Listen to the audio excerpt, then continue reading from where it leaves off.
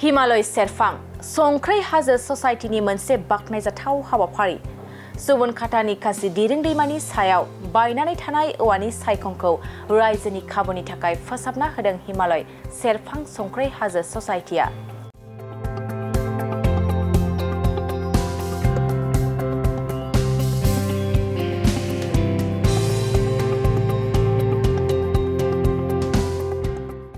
फोरमायनाय बादिब्ला बाक्सा जिल्ला भारत भुटान सिमना ओनसोलनिफ्राय बोहैबोनाय दिरों दैमा सुबनखाता निकासि फोनांजाब लामानि सायाव थांनाय दालांखौ सरकारा गोबां सिगां बोसोरावनो लुना होदोंमोन। नाथाय दुखु गोनां बाथ्रा दि दैमानि दैया गोबां देरबोनायनि जाहोनावनो दैबाना जानानै बे दालांखौ खुरखानानै सेफायलांदोंमोन। जायनि जाहोनाव बे लामाजों हान्थिग्रा रायजो राजा फालांगिरि आरो फरायसाफोरनि थांलाय फैलायाव गोबां जेंना नुजाथिदोंमोन।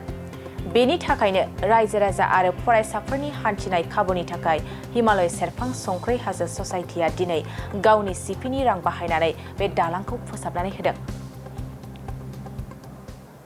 जोङो नैबे दिरिं दालां बे दालांखौ जोङो हिमालय सेरफां संख्रै हाजो ससाइटिनिफ्राय जों मावफैनाय जादों। हयथ' किसुमान साननो हागौ आरो सोरनिबाफोर मोननानै मावफैदो बिदि साननो हागौ, खिन्थु जों बिदि नङा। जोङो जोंनि जि ससाइटि दङ हिमालय सेरफां हाजो ससाइटि, बेनिफ्राय जोङो दिनै मावनाय जादों। जोङो तक्ता हानानै जों बेखौ मावनाय जादों आरो लोगोसे जोङो माने स्कुलाव थांलाय फैलाय, कलेजाव थांलाय फैलाय गोबां उसुबिदानि थाखाय आरो बाजारफोराव थांलाय फैलायनि थाखाय उसुबिदानि थाखाय जोङो माने बेखिनिखौ सुबिदाखौ खालामना होनाय जादों।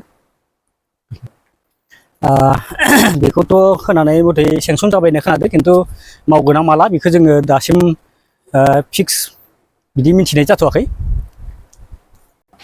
जों दा बेखिनिखौनो मदद होबाय थादों माने रायजो राजानि थाखाय, फारसेथिं रायजो राजा फारसेथिं फरायसाफोरनि थाखाय जों बेखिनि खामानिखौ मावना होनाय जादों। आरो बे जेंनानि थाखायनो जोङो थारमाने ससाइटिनिफ्रायनो जों बे बुस्थुखौ मावदों दा।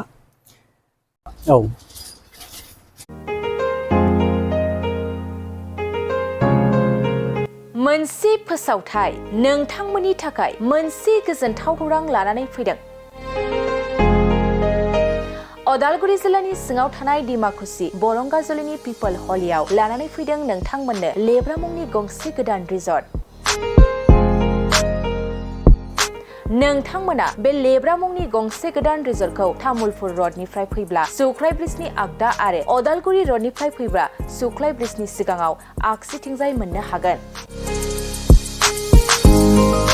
लेब्रा मुंनि गंसे गोदान रिजर्टआ नोंथांमोननो गोसोबायदि सुबिदा खालामनानै होनाय जादों। नोंथांमोना बे लेब्रा रिजर्टआव बर'नि गासै जाग्रा जामुंखौनो मोननो हानायजों लोगोसे बेवहाय नोंथांनि सुबिदा बायदि अर्डार खालामनानै जानो हागोन। जुदि नोंथांमोना तामुलपुरनिफ्राय अदालगुरिसिम थांनाय समाव ओंखामजों लोगोसे बायदिसिना जालांनो गोसो दंब्ला नैबे 8638879656 जानबुं नम्बराव कल खालामनानै सिगांग्रो अर्डार खालामहरनो हागोन।